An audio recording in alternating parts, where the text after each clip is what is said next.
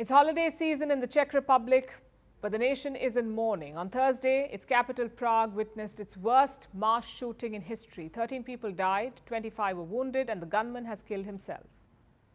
What was the motive behind this attack? The police say it's not terrorism. The gunman was a 24-year-old student, excellent in studies. But he had a dark side. Reports say on a personal Telegram channel, he talked about killing people. Plus, he had easy access to guns. The Czech Republic's gun laws are incredibly lax. Will this shooting change that?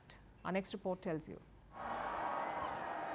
It was the afternoon of 21st December. Prague was gearing up for Christmas. Holiday cheer was all around. That's when disaster struck. A mass shooting.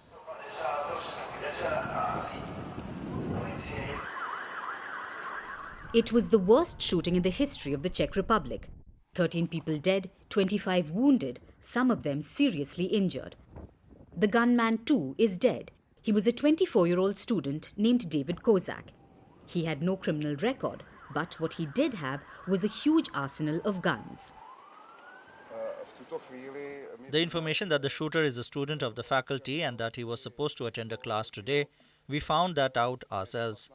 His class was supposed to start at 2 o'clock in the afternoon, but in the building on Saletna Street, which is a different building less than 1 kilometer away from the shooting scene. The shooting began around 3 p.m. local time at the Charles University. It's located at the heart of historic Prague. The massacre began at the Arts Faculty building. The gunman entered and opened fire. There was no specific target. He just shot people at random. From what happened in the beginning, there was a couple of bangs. I didn't even realize it's a shooting. Then suddenly there were students and teachers running out of the building of the philosophical faculty. Some students locked classroom doors with chairs. Others tried to flee. Many even jumped off the ledge. Outside, people were screaming and running. The police arrived quickly, but it took them some time to track down the gunman. Around 20 minutes later, the police only got to the body. The gunman had killed himself. So what's the motive behind this shooting? There's no link to terrorism or extremist ideologies.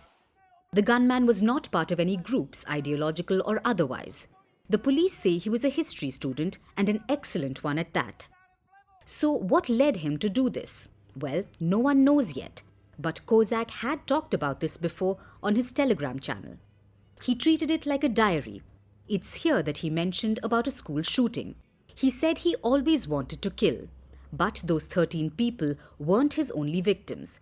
He's also suspected of killing his father right before the shooting. At 12:45, we received information that a dead man was found in the same village, and we soon found out that he was the father of the suspect who committed this heinous act today. The police are also linking him to the death of 2 other people, a father and a newborn baby. That happened a week before.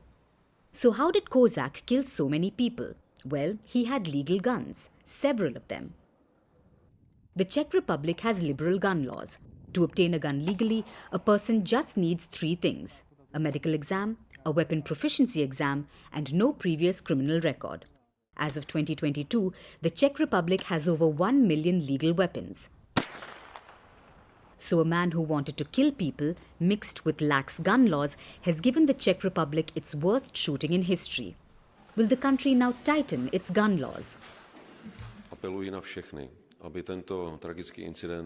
I'm calling on everybody that they don't abuse this tragedy, that it's not abused politically, that it's not used to attack the police, that it's not used to spread misinformation. And this call is to everybody, to politicians, to the media, to citizens, to everybody who has access to social media. Because we need, in a situation like this, is first and foremost, is piety, restraint, and togetherness. The attack may not seem big compared to countries like the US, but for Europe, it's one of the largest death tolls of any mass shooting this century. In the Czech Republic, gun crime is very rare. The last one was in 2019. A gunman killed 6 people. So, as Prague wakes up this holiday season, a somber reality has set in the city. It was once one of the safest capitals in Europe. But has this shooting changed that?